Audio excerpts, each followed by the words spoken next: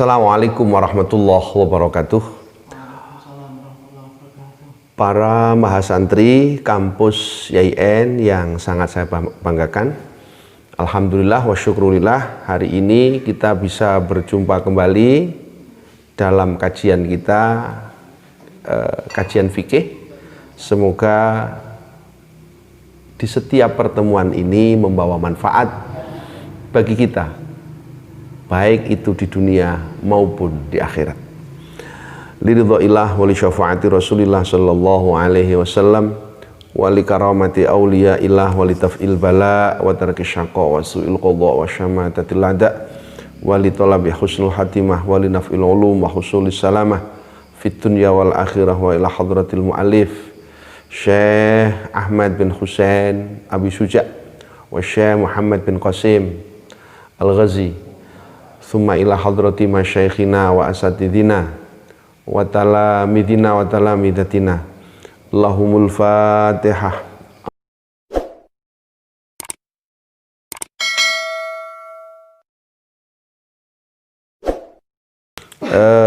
Materi hari ini kita halaman 4. Faslun wa juludul maitati utawi kulite badang iku tathuru bisa suci opo juludul maitah bitibagi kelawan den sama illa jildal kalbi kejaba kulite asu wal khinziri lan babi wama lan hayawan tawallada kang metu opo ma wama lan hayawan tawallada kang metu opo ma minhuma saking al kalbu wal khinzir, minhuma saking al kalbu wal khinzir, au min ahadihima utawa saking salah sijine al kalbu wal khinzir, wa almul maitati utawi belunge batang, wa almul maitati utawi belunge batang, wa sya'ruha lan wulune maitah iku najasun najis illal adamiyah kejaba anak Adam. Saya jelaskan dulu. Faslun wa juludul maitah tadhuru bitibar. Fasal ini menjelaskan tentang kulit bangkai itu masih bisa difungsikan apa tidak. Sebelum masuk pada materi, saya ingin menjelaskan bahwa apa toh yang dinamakan bangkai. Bangkai itu adalah hewan yang kematiannya ini tidak memenuhi ketentuan syariat. Sekali lagi, bangkai itu adalah hewan yang kematiannya itu tidak memenuhi ketentuan syariat. Ambil contoh, satu misal nih, ada ayam yang mati karena tertabrak sepeda motor, ada ayam tertabrak mobil, maka disebut bangkai ketika ia mati.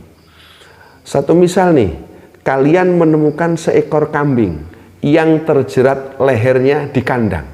Jadi malamnya lehernya terjerat, kemudian pagi hari hewan ini meninggal.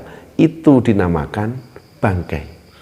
Ada sapi yang sakit berhari-hari, kemudian paginya sapi ini meninggal, maka ini dinamakan bangkai. Berbeda ketika kita menemukan seekor ayam yang mati karena disembelih, kambing yang mati karena disembelih, sapi yang mati karena disembelih, maka kambing, sapi maupun yang lain yang kematiannya memenuhi ketentuan syariat ini tidak disebut bangkai. Nah, pada pertemuan kita kali ini adalah membahas tentang hewan yang kematiannya ini tidak memenuhi ketentuan syariat. Kalau hewan yang memenuhi ketentuan syariat, dagingnya, kulitnya, maka bisa untuk dikonsumsi. Bisa kita pergunakan untuk apa saja.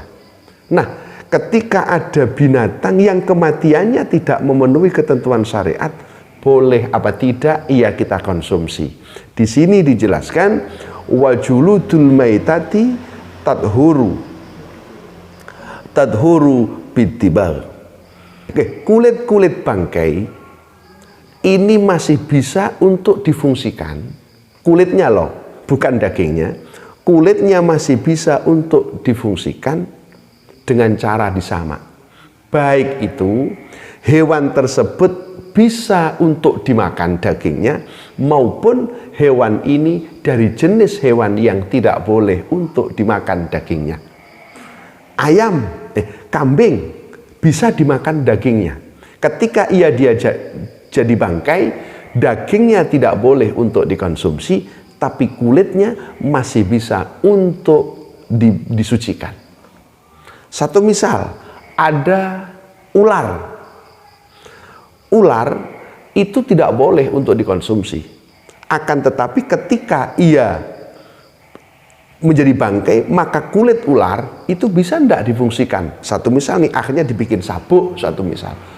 Boleh apa tidak di sini? Nah, ini yang kita bahas. Semua kulit bangkai, baik hewannya itu layak untuk dikonsumsi dagingnya atau tidak, maka kulitnya bisa untuk disucikan dengan cara disamak. Bagaimana caranya? Dagingnya kita bersihkan, darah-darahnya kita bersihkan, sehingga tipis tinggal kulit yang ada di luar. Nah, ketika itu sudah bersih, dagingnya dihilangkan, darahnya dihilangkan, dibeset ya dagingnya, kemudian menggunakan benda-benda yang bisa untuk menghilangkan rasa baunya, sehingga ketika gak ono bau bacine, ada yang pakai telek doro ini, atau pakai semacam kapurit atau apa, yang penting bisa untuk baunya sudah hilang sehingga tinggal kulit yang luar saja. Maka cara yang seperti ini akan menjadikan kulit tersebut bisa disucikan. Ini bisa untuk disucikan itu. Nah, ini untuk berlaku untuk semua bangkai hewan. Tapi ada pengecualian dua. Illa jildal kalbi wal khinzir wama tawallada minhuma au min ahadihima. Ada dua jenis hewan yang kulitnya tidak bisa dipergunakan dalam kondisi apapun, baik ia disembelih maupun tidak, kematiannya dengan cara syar'i atau tidak, maka kedua binatang ini kulitnya tidak bisa untuk disucikan, yakni kulitnya anjing sama kulitnya babi, atau hewan apapun yang keluar dari keduanya. Adanya pernikahan babi dengan binatang lain, anjing dengan binatang lain. Loh, ketika ini terjadi, maka yang keluar dari situ tidak bisa kulitnya untuk disucikan. Selesai. Seperti itu. Wa admul maitati wa sya'ruha najasun ilal adamiyah. Tulang bangkai, bulu-bulu bangkai itu hukumnya najis, kecuali tulang-tulang bangkai,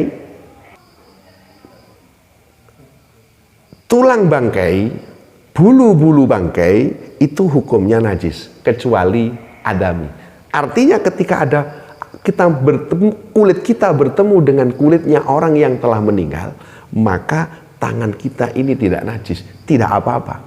Berbeda ketika tangan kita bersentuhan dengan sesuatu yang disebut bangkai. Satu misal nih, tangan kita bersentuhan dengan ayam yang matinya tertabrak, maka tangan kita ini pada saat tangan kita ini basah, bersentuhan langsung dengan benda itu, dengan bangkai-bangkai itu, maka dengan sendirinya tangan kita menjadi najis, karena kita menyentuh sesuatu yang sudah dihukumi najis. Para mahasantri yang saya banggakan, ini sebelum saya lanjut, ada pertanyaan dari Okta Venda dari Wusto 9. Pertanyaannya, Assalamualaikum Pak Ustadz, saya mau tanya, bagaimana hukumnya jika air dalam bak yang masih memakai bata? Di zaman dulu kan kalau kotor tidak tahu, tapi airnya itu tetap jernih. Soalnya kan gelap karena dari baknya terbuat dari bata. Terima kasih, mohon arahannya Pak Ustadz. Oktavinda yang ada di Wusto 9, bahwa di zaman dulu ada bak mandi atau bak untuk wudhu yang terbuat dari bata merah itu. Itu bagaimana, suci apa tidak? Begini catatannya. Kan kemarin sudah saya jelaskan bahwa air yang sudah mencapai 2 kolah, berarti lebih dari 60 cm kubik. Dalam kondisi apapun air ini tidak akan bisa dihukumi najis sepanjang air ini tidak berubah. Jadi angger banyu ini oke, airnya itu banyak, maka yang ada di jeding itu, yang ada di bak itu, hukum airnya tidak menjadi najis. Mengapa? Karena catatan yang harus dipakai bahwa setiap air yang lebih dari 2 kolah itu terkena najis apapun, air ini tidak najis sepanjang air itu tidak berubah baik dari sisi warna, rasa maupun baunya. Baunya tetap, warna airnya jernih seperti yang kamu sampaikan dalam pertanyaan. Airnya jernih, warnanya tetap, baunya tidak ada, semuanya beres. Maka air ini tetap dihukumi suci, tidak ada kenajisan di dalamnya. Ini demikian pertanyaan dari Oktavinda di Wusto. Faslun, walaya juzu lan ora wenang opo istiqmalu awani dhahabi gunaaken piro-piro wadah saking emas wal fiddati lan perak.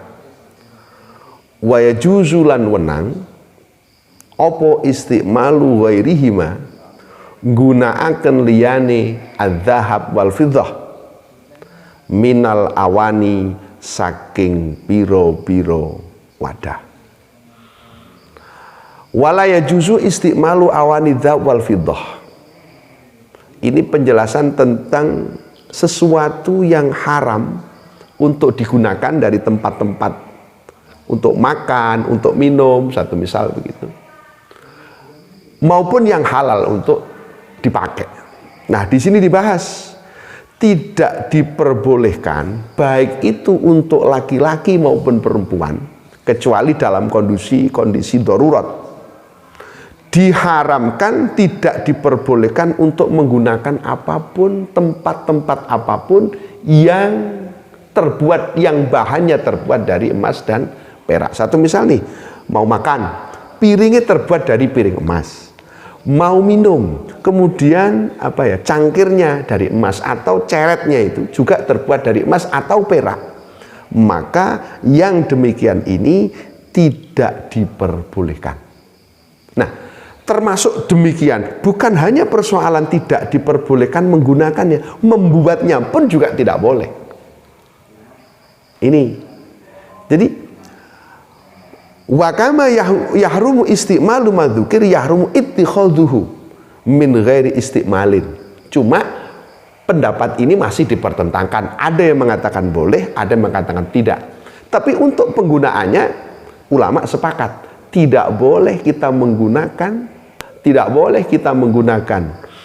tempat-tempat baik itu piring maupun yang lain yang bahannya terbuat dari emas dan perak.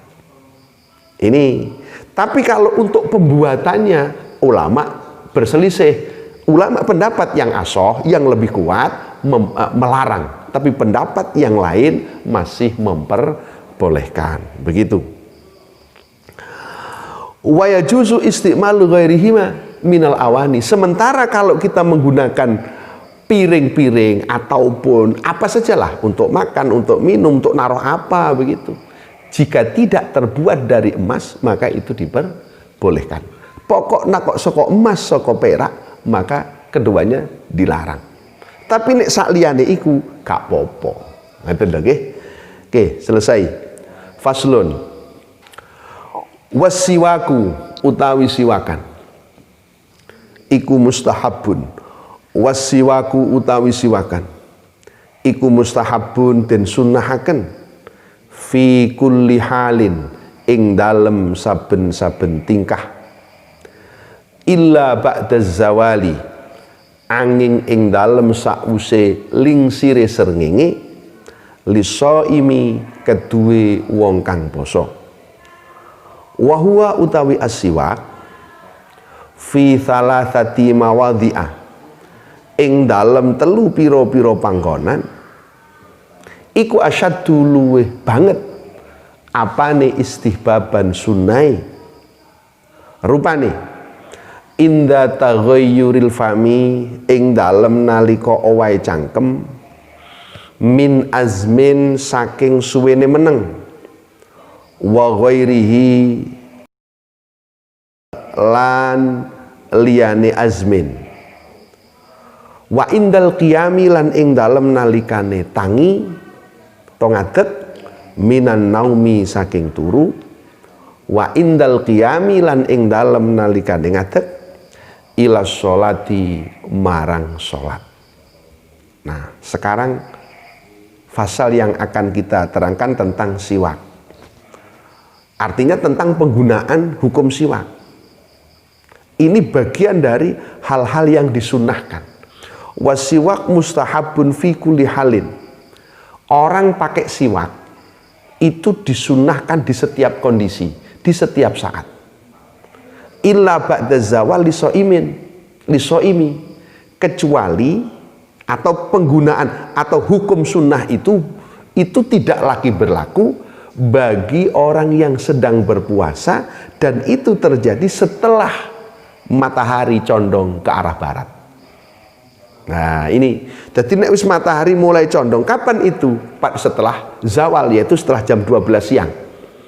Nah ini, jadi pada saat itu kesunahan ini sudah tidak berlaku, tapi ini khusus orang yang sedang berpuasa. Tapi bagi orang yang tidak berpuasa tidak ada catatan seperti ini. Mulai dari pagi sampai pagi besoknya kesunahan itu tetap berjalan. Tapi bagi orang yang puasa, kesunahan itu mulai dari pagi sampai siang. Begitu matahari mulai condong ke arah barat, katakanlah sekitar jam 12, maka kesunahan itu tidak berlaku bagi orang yang berpuasa. Artinya dia disunahkan justru tidak menggunakan siwak.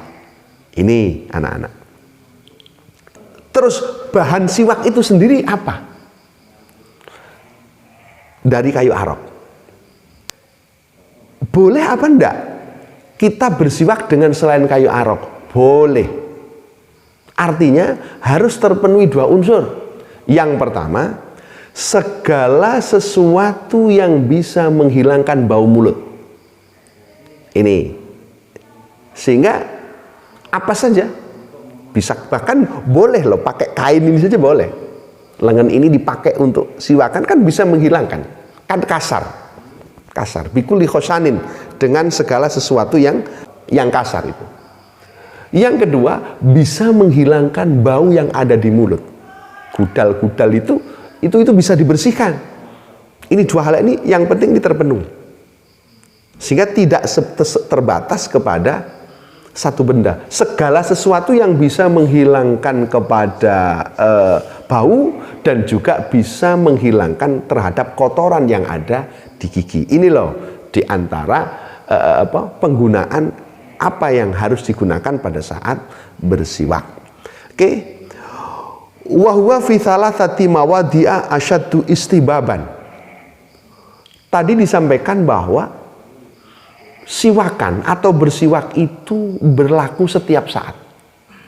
Tapi ada 3 tempat di mana bersiwak itu kesunahan lebih dibanding yang lain. Jadi nek siwakan iku secara umum setiap saat kita boleh bersiwak. Tapi pada 3 tempat ini justru ada kesunahan yang lebih dibanding dengan yang lain. Napa setunggal? Inda taghayyuril fami min azmin wa ghairi. Pada saat mulut kita ini sedang berubah baunya, bisa jadi karena terlalu lama diam, bisa jadi karena kita makan sesuatu yang banyak bau. Satu misal nih, habis makan bawang, habis makan bawang putih, habis makan bawang merah, habis makan pete, habis makan jengkol, ini bau mulut kita akan berubah.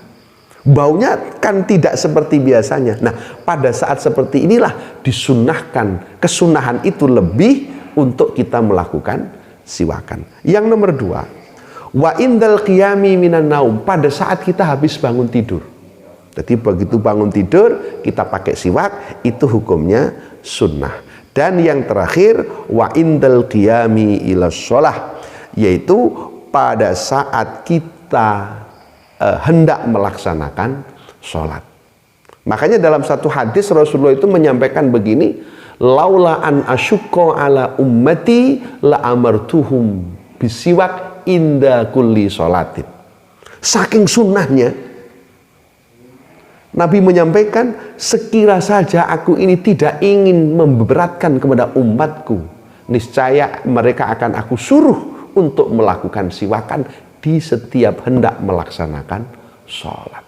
Ini berarti betapa kesunahan siwak ini sangat dianjurkan oleh agama. Rasulullah sendiri menyampaikan yang demikian itu. Ini mungkin pertemuan kita pada saat ini. Ada kurang dan lebihnya mohon maaf. Wallahul muwaffiq ila aqwamit thoriq. Assalamualaikum warahmatullahi wabarakatuh.